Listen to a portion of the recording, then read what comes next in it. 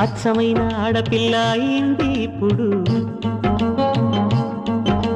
ఏ పిల్ల గాలి వీస్తున్నా, ఏ మల్లె తీగ చూస్తున్నా, ఆ బుంగమూతి చాటు నవ్వేమో అని అనిపించదా అపురూపమైన ఆనవాలు చిన్ననాటి రెండు జళ్ళ పెళ్లి కూతురు. అచ్చమైన ఆడపిల్ల అయింది ఇప్పుడు.